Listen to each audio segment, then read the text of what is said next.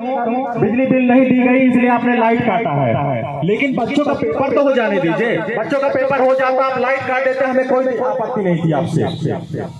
लेकिन आज गांव में जिन जिन बच्चों का परीक्षा परिणाम खराब हुए हैं, उसका जिम्मेदार यहाँ का प्रशासन है, उसका जिम्मेदार यहाँ का जेई है। ये व्यवहारी है महोदय, यहाँ तानाशाही नहीं चलेगा। हमने कहा था, मैं जिस दिन उनको फोन किया वो हल्के में ले रहे थे, हमने कहा इतना जन सैलाब व्यवहारी में लेके आऊंगा कि आपकी कुर्सी हिल जाएगी। 10 दिन लगातार उनके माध्यम से उनके कर्मचारियों ने मुझे फोन किया, दादा श्याम सिंह दादा, तो उन्होंने कहा कि आंदोलन मत करिए, हम लाइट जुड़वा देंगे। हालांकि ये नियम है कि 10% अगर बिजली बिल जमा हो जाएगी तो हम लाइट चालू कर देंगे, लेकिन आप नहीं भी जमा करवाएंगे तब भी आपके गाँव की लाइट चालू करवाएंगे। लेकिन लाइट तो आपने तब चालू करवाया जब पेपर संचालित हो चुका था, पेपर खत्म हो चुका था। आज बच्चों का परिणाम खराब हुए, उनके परीक्षा परिणाम खराब हुए, कौन जिम्मेदार है? इतना तानाशाही इस व्यवहारी में नहीं चलेगा। व्यवहारी की गलियों से एक आवाज आया है, उठो नौजवानों, फिर से इंकलाब आया है।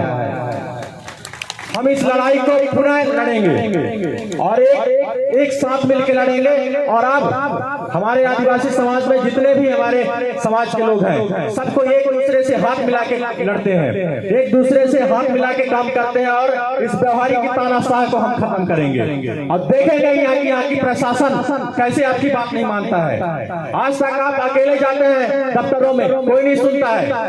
आप ये जन सैलाब लेके जाइए, आपका अधिकारी बाहर खड़े होकर मिलेगा, बताइए क्या बात है। वो हम ताकत यहाँ पैदा करेंगे। ठीक है नौजवानों, कि सवाल बनकर फिर उठूंगा, कि ठीक है नौजवानों, कि सवाल बनकर फिर उठूंगा, जो बन पड़े सो जवाब रखना, मेरा खून बेकार ना जाए, मेरा खून का हिसाब रखना।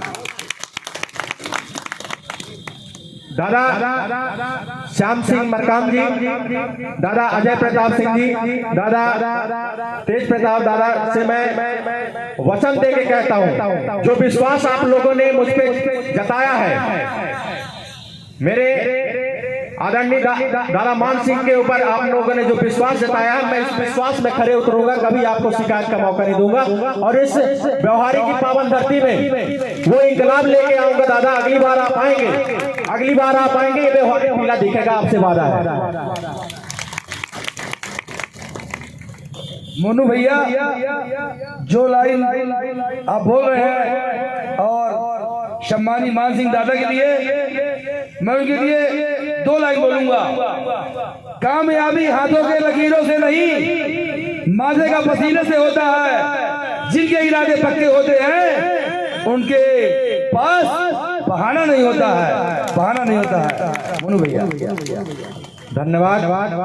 आदरणीय राजू भैया, मैं वादा कर रहा था, जिस तरह से मैं छत्तीसगढ़ में जाके देखा, वहाँ के जनप्रतिनिधि आए हैं, मैं उनका स्वागत कर रहा हूँ, सम्मान कर रहा हूँ इस व्यवहारी की पावन धरती पर। वहाँ जाके मैंने देखा कि जिनके पास बदन में कपड़े नहीं है, फटे कपड़े पहन रहे हैं, उनके पास चप्पल नहीं है, उनके घरों में छत नहीं है, वो लोग आज जनप्रतिनिधि बने हैं। मैं वहां से सीख के आया कि वहां की आदिवासियों में एकता क्या है।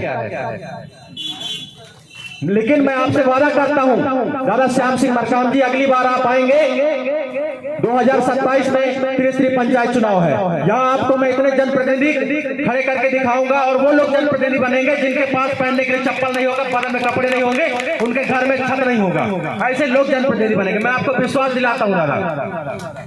उनके पास कुछ नहीं होगा, लेकिन उनको हम जनप्रतिनिधि बनाएंगे, उनके लिए हम प्रचार करेंगे, उनके लिए आधी रात को हम मेहनत करेंगे। क्योंकि मैंने देखा कि जो सच में उस लायक होते हैं, जो समाज के नेता होते हैं, वो अक्सर चुनाव में हारते हैं। इसलिए हारते हैं क्योंकि हम लोग उनका सहयोग नहीं करते हैं। लेकिन मैं आपसे वादा करता हूँ दादा श्याम सिंह मरकाम जी, कि अगली बार आप आएंगे तो ऐसे जनप्रतिनिधि, यहाँ जितने ये जन सैलाब है, यहाँ सभी जनप्रतिनिधि बैठे होंगे, भले चाहे वो गरीब तबके के होंगे।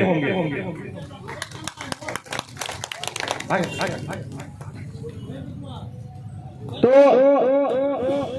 आज से आप लोग तैयारी कर लीजिए, आज से आप लोग तैयारी कर लीजिए। जब तक आप राजनीति का चाबी नहीं पाएंगे, आपके साथ अन्याय होता रहेगा। और आपसे वादा करता हूं, आज ये जो आज एकता बनी है हमारे गौड़ समाज की, हमारे गौड़ समाज की, बैगा समाज की, पनका समाज की, अगरिया समाज की, दादा श्याम सिंह मरकाम जी, यहाँ जो लोग बैठे हैं कोई गौड़ समाज बस का नहीं बैठा, यहाँ सभी वर्ग के लोग बैठे हैं। और आज ये हमने साल भर मेहनत करके सभी को एक किया है, लेकिन आने वाले समय में इनको हम जनप्रतिनिधि बनाएंगे। हम वो ताकत यहाँ तैयार कर देंगे कि जिस तरह से आज व्यवहारी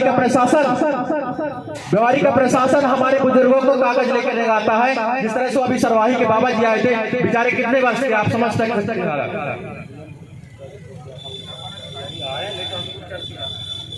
मैं यहाँ के जो भी प्रशासन की टीम है उनके माध्यम से मैसेज पहुंचवाना चाहता हूं, जो यहाँ के एसडीएम महोदया है उनके तक आप मैसेज पहुंचाइए। अगले 10 मिनट के अंदर अगर वहां के अधिकारी नहीं आते, अगर एसडीएम महोदया के अगर उनके प्रतिनिधि नहीं आते हैं ज्ञापन लेने, तो हम लोग पैदल वहां जाएंगे और ज्ञापन देंगे। अगर आपके एसडीएम महोदय तैयार हो तो बताइए।